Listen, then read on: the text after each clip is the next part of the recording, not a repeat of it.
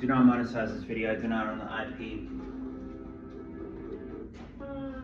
Last year in 6th grade, something happened to me, so I ended up transferring schools. Well, I used to leave the house This car was over at a known drug location and saw a male reaching inside of the vehicle, and then when they left out of the store, they didn't use their turn signal.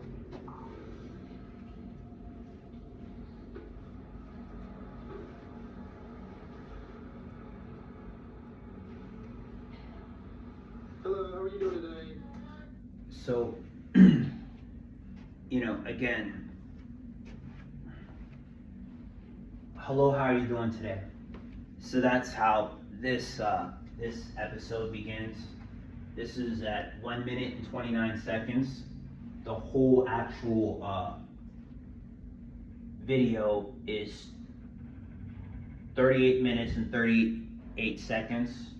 And the video is full with back-to-back full episodes. It's a marathon. This is part 40 on A&E Live PD on YouTube. So this one right here is probably gonna last like maybe a minute or 2-3 minutes. Each one is probably gonna be a few minutes, but all of them combined is 38 minutes and 38 seconds. The link is youtube.com/watch, WATCH, lowercase v, $SI, 5, lowercase n, dash, 42S4, capital N, capital Q. That's the link right there.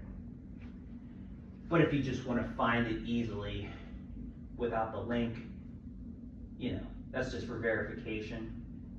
Live PD, police patrol, back-to-back full episodes, marathon, part 40, A&E. And it'll come up right there. Hello, how are you doing today? And then the person responds, hi, how are you? Okay, and that's one thing that we're gonna focus on as not just a study group, okay? So I have a study group. So online virtual study group, but we also meet in person, okay? So it breaks down into, I also have a drama club, okay? Now my drama club, we don't just reenact what happens at crime scenes or when officers are dispatched. That's just one thing. It's also for my independent films. I have like some short stories that I wrote. The first one is Diary of a Glad Man, then it's Think Like a Cop, then Ounces to Pounds, Dollars Up, 40/40 Vision, and Alpha, and Soft Eyes. So it's like 7 or 8, right? Those short stories are already done. So my goal is to actually turn those short stories into films that have actors and not just me, okay? But also, I don't just want to turn them into films. They're also plays to perform live in theater, okay? So that's my goal. So that's why Young Oddfellows Drama Club was created, for that purpose, but also, we do this. So you don't have to if you're in my drama club, you don't have to if you're in my student organization, but if your desire is to be a law enforcement officer or even a forensics officer, it's best advised, and most people nominate, why wouldn't they? Not everybody in my student organization, their major is a cop. Not all of them, their concentration is criminology. Not all of them want to be anything that I want to be. Some of them, they're part of my student organization for psychology purposes. They want to go on and be a psychologist or a therapist or a teacher or a professor or whatever they want to be. You know what I mean? Some of them are taking it just because it piques their interest, right? Or are part of my organization because of their interest, so etc. All right? But let's go back. Hello, how are you doing today? the officer says, okay? Now, another thing to pay attention to, because we pay attention to detail. This is very important for forensic science, but this is also very important for all forms of logistics, okay? What kind of car is that? Or vehicle is that? That's obviously not a pickup truck. It's not a semi, it's not a van, it's not a minivan. It's a sedan. What kind of sedan is it? If you look, it's a 4-door sedan, okay? If you look very, very closely at the logo on the back, it would appear to be a Saturn to me, okay? So we want to really, when we reenact the whole thing, you know, we might even go as far as getting a rental, because I do have my driver's license. I can rent cars, you know what I'm saying? So when we reenact it, we might actually reenact it with a real car. You don't have to use a real car. Obviously, you're not going to do green screen, but, you know, let's say just for starts, we're just outside somewhere and we're reenacting it. So what we would do is mark off the ground with either tape or something where you know, okay, the car is, let's say from front bumper to rear bumper, 6 feet long, okay? So whenever he crosses the threshold of the rear bumper, is that when he says, hello, hi, how are you doing? Or does he walk past it, and then when the person rolls down the window, does he say, hello, how are you doing today? That's very important, okay? Does the person greet him first, or does he greet them first? This is very important, okay? Also, something else. Notice how I'm over here, okay? So if the car is right here, what side of the car am I on? I'm on the car's left side, right? Okay, so I'm in the car right now, just imagine. This is my left side. This is where the officer is at, okay? But to the officer side, what side of the officer, if the officer is facing forward, or the driver, yeah, that's better. If the officer is facing the driver, on what side of the car vehicle is he, right? Now that'd be really an easy question, even if you don't see the video, even if you haven't seen the video, you know, somebody could you're supposed to watch the video last night, somebody doesn't see the video. It's kind of an easy question. Now this is the pretense, if the officer is facing the driver, which side of the car is the officer on? Okay? Or which side of the vehicle is the officer on? So if the vehicle is on the officer's right side, I could see why, you know, the driver is here, it's still on my right side, even if I'm facing them this way. You know, you know what I mean? Now, if I'm gonna be on the passenger side, you know, usually it's gonna be on the officer's left side or on the vehicle's right side. You get it? You get it. It doesn't really, it's not rocket science, all right? But another important thing is, how many steps did it take for the officer to get from the rear bumper to the driver's window? You could guess, but if you rewind, let's see, this is 1 minute and 29 seconds. I'm doing well, thank you. I'm doing. We're gonna go back. This car was over at a known drug location. Okay, so before he even gets out, be advised, the dispatcher said, or whoever he's on the radio with, okay? 1 minute and 7 seconds. He's holding his radio with his right hand, okay? So when I'm acting, when we get this down, because the goal is, you print up the transcript, you can get a basic idea of what's going on. You print up the transcript, you get it down, you memorize it. Welcome to theater. Welcome, this is being a thespian. This is getting it down, okay? In the courtroom, right? Let's say you're a prosecutor or you're a defense lawyer, okay? you're gonna the prosecutor is going. Their goal is to convict the suspect or the defendant. You know what I mean? The defense lawyer is going to do. His goal is to do the opposite. As a defense lawyer, you want to do the opposite. So a lot of times in law school, you do acting. This isn't a Donnie thing. This isn't something that I invented. When you're in law school, if you're going to law school to be a lawyer or any part, you want to work in a courtroom, you do role play, you reenact stuff.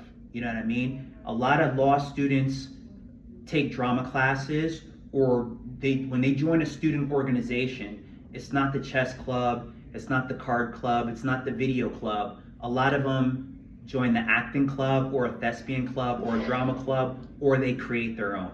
You know what I mean? Because what happens a lot of times, let's say you're a law student who's a woman, and you go to join the drama club and you find out that a lot of the guys are chauvinistic pigs, or they're sexist, or they think that a female shouldn't be in law school, so they join a female drama club or a drama club that's open to everybody, where there's not too many chauvinistic pigs, right? Let's say you're an Asian kid, just ask an Asian student at Pitt or at Ohio State or Penn State or wherever you go to school at, Duquesne, right? Ask your fellow, not everybody has the same experience, okay? Prejudicism, racism, sexism, or not even just that. Just plain simple hazing, okay? Watch the movie Skulls. Watch Social Network. Watch any movie about college students, or just talk to people who've been to college before. Or just, if you haven't been to college, what was it like for you in high school when you joined the football team or the wrestling team, or you try to join a club, or you just were sitting in class, right? So again, it could go both ways. You know what I mean? So hazing takes place, bullying, all that stuff. Abuse, it comes from all areas, okay? So, you know what I mean? Create your own, basically. And basically, this is not a Donnie thing, is what I'm saying. It's like, acting is very, very important, so that a police officer can explain exactly why they think OJ did it, or why they think OJ didn't do it. No, we totally have the wrong person. It's not just the glove doesn't fit. It wasn't him. The shoe print was there. His shoe is size 5. The other guy's shoe is a size 12, or whatever it is. I know you hate OJ, I hate OJ, but it literally wasn't him. You know, I've gone through it a zillion times. It couldn't be him. The guy walked up from the left, he walked up from the right. So in the beginning, 1 minute and 07, this car was over at a known drug location and saw a male reaching inside the vehicle, and then when they left out of the store, they didn't use their turn signal. So he's explaining why he pulled them over. In the courtroom, the prosecutor is going to defend the police officers, okay? Your defense lawyer is going to defend you. So he's going to point out anything that the law enforcement officers did that was out of protocol, okay? Now the forensics officer, that's completely different, okay? So a forensics officer, sometimes they do work for the police department, so obviously they're going to defend their own action and their partner's action, whether it's them or me or whoever. But sometimes a forensics expert, right, they don't even work for the police department. They could be a detective, or they could just literally be a psychologist. Like, they could be a forensic psychologist, and for their profession, they work in a hospital, or they work at a behavioral clinic.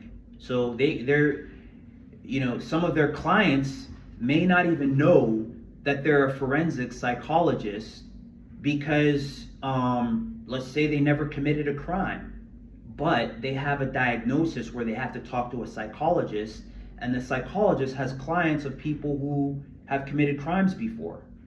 okay? But they also have clients that never committed crimes, but because of their diagnosis, they're a very high candidate for committing a crime in the future. Or maybe not, but some people that go to the clinic are. So this person, the judge or the prosecutor could say, okay, I want to question a professional who would know the difference between this and that to definitely prove my point, okay? A defense lawyer might call in a forensic psychologist who works at a hospital or a clinic or whatever. It could be a professor, a college professor who is a professor of forensic science, forensic psychology or whatever, psychology, whatever it is, criminology, a criminology professor, and sometimes they get called in to explain things because they're experts when it comes to forensic science. So when they explain it, usually I don't believe they're allowed to get off the stand, but the prosecutor obviously, they do it for them. Like a lot of times when you watch court TV, which is another thing which I suggest you watch, you'll see they'll explain, they'll have like a fake gun and they'll simulate what happened, or they'll simulate being a police officer. They say when the officer walked up, they walked up like this and this and that. So I'm led to believe that when they used their firearm, they were doing it according to within their own rights, or maybe not. Okay, so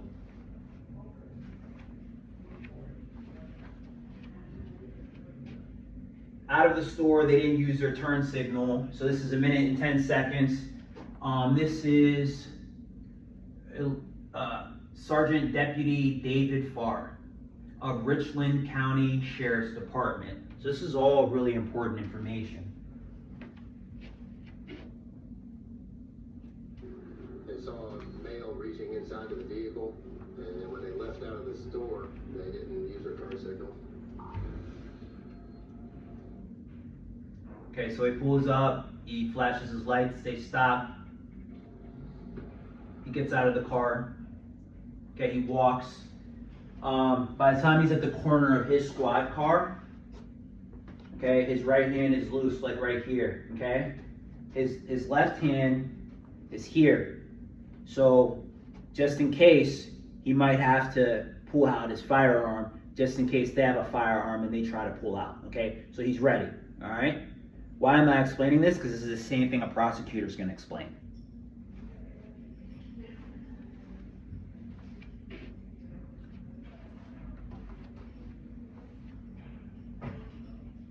It's also important to know, you know what I mean?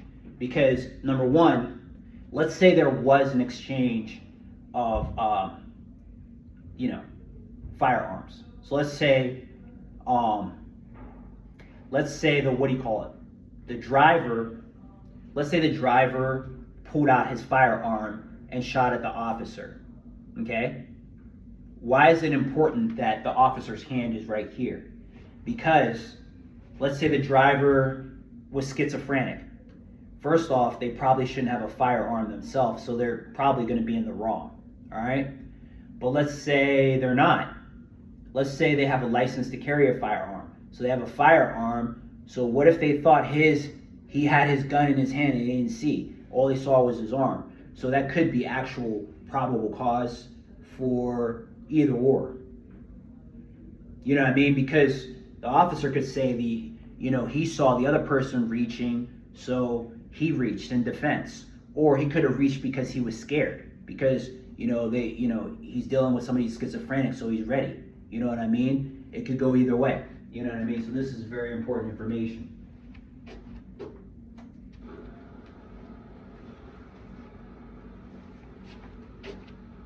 Okay, he touches the bumper with his right hand at the left side, the left tail light. Why is that important? What if he left a scratch?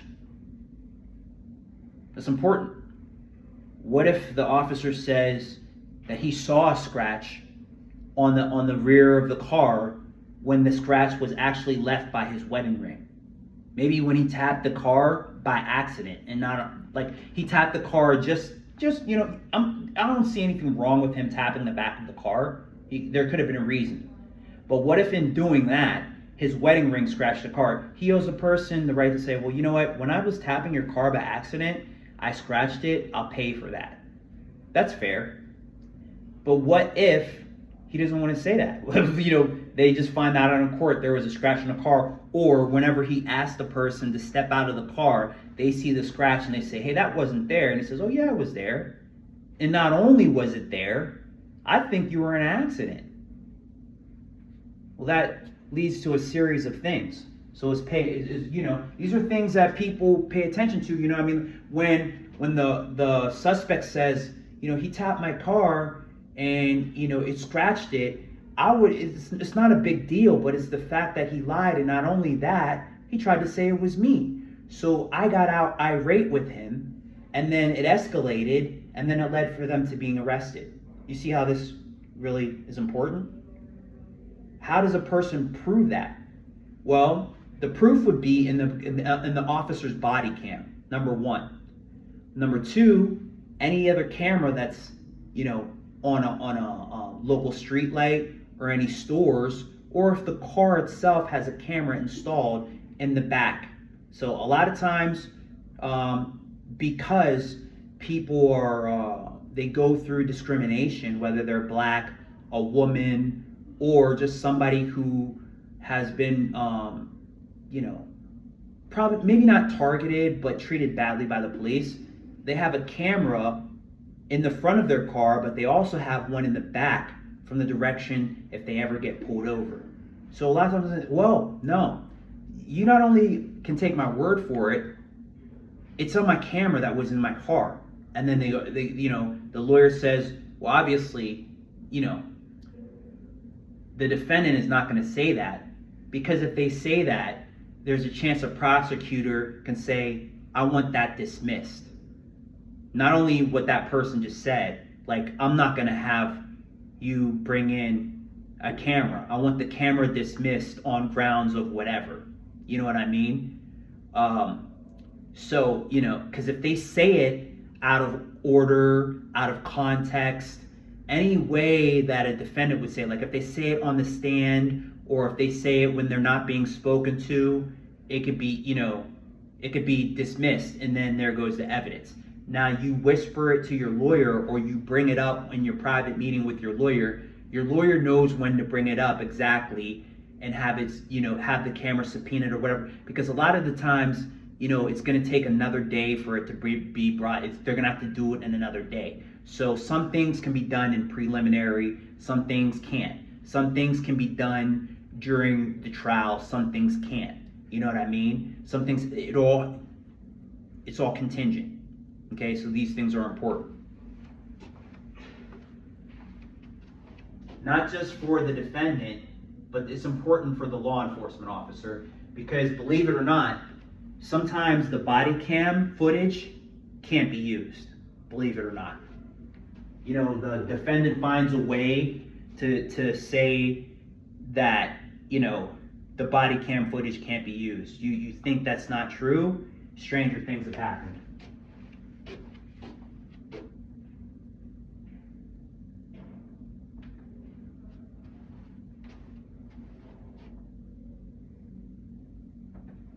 Hello, how are you doing today?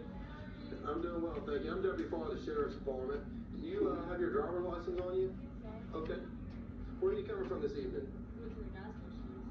Which gas station? Okay. What'd you get over there? Okay. Okay. Automatically. So he asked her, well, the reason why I stopped and I said automatically before I say what he asked her, at a minute and 48 seconds, the person who was in the car incriminates themselves by self-admitting that there's nothing in, I don't know if it's a bag of where the weed was supposed to be, like a bag of what was a weed bag or whatever, there's no weed left, or just a regular bag or something that holds something. But when you say that there's nothing in here, sometimes it's not what you're saying, it's what you're not saying. Okay? Sometimes it's how you say it. Sometimes it's just you're referring to you're giving an answer to a question he didn't even ask. He didn't even say what's in there. So a lot of times people, whether it's me or you or anybody, you know what I'm saying, when we feel either guilty, or maybe we don't feel guilty, we feel nervous, we automatically, we're defensive about a certain thing, or maybe even something else to throw off the certain thing that we're, you know what I mean, guilty or convicted or nervous about, right? So he didn't even ask her. So let's go back. She just automatically, there's nothing in here. So let's go back. Now, a lot of times you got to be careful, because during a transcript, it skips words, and sometimes it'll put in words that aren't even there. Okay, so you got to listen to what it says as well as read the transcript, and fill in the blanks yourself to what he really said, because AI does make mistakes. So, 1 minute and 28 seconds. Hello, how are you doing today? The person says, hi, how are you? I'm doing well, thank you. I'm deputy for the sheriff's department. Do you have your driver's license on you? The person says, yes, sir. So up to this point, they're being compliant and they're being nice. Next, okay. Where are you coming from this evening? Went to the gas station and stuff. But which gas station, he says, or he questions. The King's ABC store, okay. What did you get over there? A pack of things, okay. So, there's nothing in here. So, he didn't say, so what's in there? She just immediately, maybe she saw him looking at something and thought he was gonna ask the question and answer the question before he asked the question, and he could have very well not even been going to ask that, or he could have, but because she answered before he did that, from his perspective, now see, this is how you kind of like separate the weak from the obsolete, or an expert from somebody who's not an expert, or a rookie from somebody who's not a rookie, or somebody who's patient from not being patient. Even an expert who on a specific occasion, they could be overworked. They could have a bad day. Maybe they had a divorce. Maybe their wife cussed them out. Maybe they didn't get sleep last night, or maybe the last person that they pulled them over tried their patience and they're really just not patient. You know what I mean? Maybe they skipped their lunch. Maybe they have to use the bathroom, and a lot of times, or sometimes, a suspect who notices that, oh, this person has to use the bathroom. So even though the suspect does not have to use the bathroom, they're going to say bathroom or something that has to do with, I got to use the bathroom, or you look like you have to use the restroom, officer. I don't want to keep you waiting. Or just maybe they have something to drink, like a extra large Mountain Dew right in their console. They'll just get it out and start sipping it. Or, like if you were a kid, you just sit there and pour back and forth, just stir their coffee or do anything that is going to make the person want to have to use the bathroom more. People do that, you know what I mean? And that's how you see like somebody who's really like a more trained criminal, or a criminal that's used to more maniacal, more narcissistic, or the officer is just, you know what I mean? Like, it could be either way is what I'm saying. You know what I mean? But what I'm saying is, so basically, he could have jumped to the next question, or that person could help him, get to what get to what he's looking for. a lot quicker or whatever way. So I just wanted to throw that out there. I know I just explained things and using a lot of words, but I'm not the most articulate here. So let's go back to where we were left off. There's nothing in here. The weeds at your house? It is? How much weed is it? It's like enough for like a Door. They didn't use their turn signal.